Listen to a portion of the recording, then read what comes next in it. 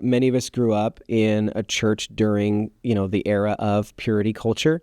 I know for me, I was a younger man in the church, and I remember it being something my parents taught at youth group, and was something that was taught from the stage, and definitely felt like it was emphasized more for students. But when we say purity culture, what are we talking about, and what are kind of the main components of the teaching? Yes. So as I think we've mentioned before a bit, that it really came at its peak in the 90s. And it was a bit of a response to the things that were going on in the culture at the time with the whole safe sex message and still coming out of the sexual revolution and all those different things. And it really was emphasizing purity until marriage. And there was purity rings. And I had a purity ring. I was given one by my father. It emphasized there was in some parts of the country purity balls where they would go to a dance. There was, a lot of emphasis on the young people, and I would say also in particular women, saving themselves for marriage, and then, being very, very pious about their sexuality, I would say. Yeah. Yeah, I think the message I got, growing up in church and my dad being a pastor and going to youth group, my whole life as a teenager, was just this clear message of God intends sex for marriage. So until you're married, no sex. And if you do that, God will bless you, and it will be the best way to live. And it created some healthy expectation around God's design and God's creation, and that, God was for sex.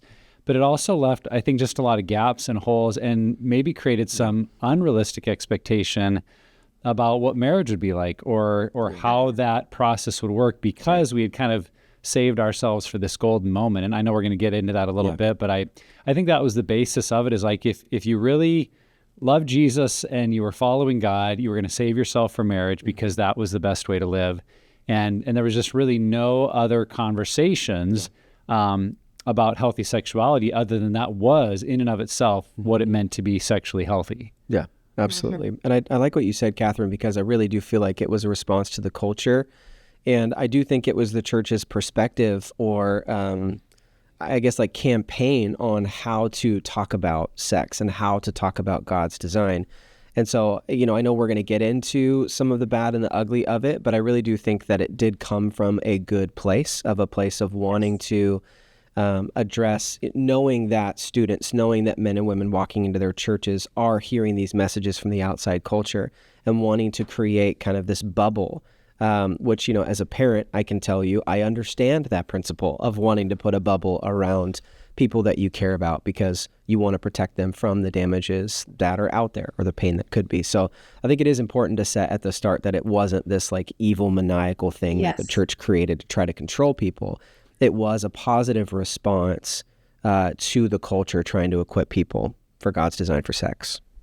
Yes, I totally agree. I think it was well-intentioned. And again, there's parts of it that were great, but as we said, we're going to get into some that wasn't so great. But the heart for it was a desire to protect our young people and help them be set up for, Lord willing, healthier marriages. Yep. Yeah. Well, let's jump into that, Catherine, because I think part of our heart for this conversation was there are ways in which maybe the backlash against purity culture has been a bit of a throwing the baby out with the bathwater, but there were positive aspects of, I think, that culture and still some of that teaching within the church. And so you've talked about how much you like to focus on the positive. What have you seen are the positive outcomes of some of the purity culture teaching? Yeah, it's definitely countercultural in a good way, as far as looking at the value of our sexuality, that it is, something to be valued, to be treasured, that we are not just animals, but that human beings are above animals that way, and that there's so much more complexity to us as human beings, that why would we want to devalue ourselves to only considering ourselves animalistic? So I think it's very holistic in its view that our sexuality is a part of who we are, and it's an important part of who we are, and it connects beyond the physical, obviously, the spiritual, the mental, the emotional, all those things coming together. So a holistic approach, and really looking at the positives of the self-discipline of managing ourselves, our bodies, our desires, governing ourselves, and the positive foundation that sets. When I talk about it. You mentioned South Africa. I was sharing on this in South Africa, and I was also in Madagascar.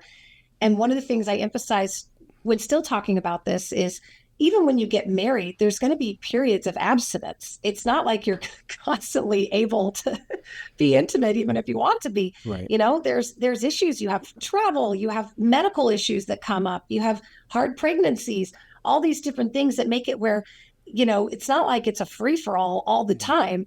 And so setting up some of these healthy patterns before of learning how to divert your sexuality or manage it in a healthy way sets you up for better balance in your marriage in the long term. So that's just one example of kind of the things that the character qualities that it instills in you that will carry with you through your whole life, that it's not just about, this one season, but it actually continues on.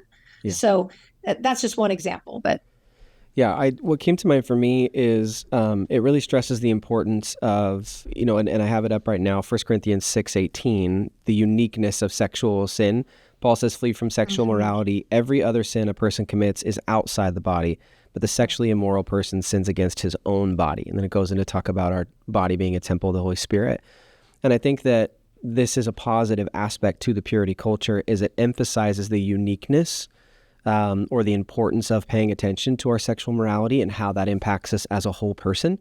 And if you think about it, sinning against yourself does kind of turn, the tables, I think, in that. And so I appreciate about purity culture that it's elevating Scripture's teaching on purity. And, as we continue this conversation, there's going to be a negative side or a darker side, I think, to that. But that idea that it is something that impacts you, as you were talking, at a number of different levels, that it is something that's very integrated into who we are. And so, for me, that's just what comes to mind is that 1 Corinthians 6. Yeah, when I think about my upbringing in the church and the positive aspects of purity culture, it really taught me that God has a plan. And do you know what it is? Do you understand why God has a plan for sexuality? And if he does, wouldn't it be worth knowing that and understanding it? And I'm thankful that I didn't grow up in a church that was just like, well, you just have to believe it and don't ask questions. That we really did explore some of why does God create sex for marriage? Why does God confine it to what seems like kind of this limited use? And understanding that, I think, more deeply was very rewarding and was helpful to understand God and creation and humanity.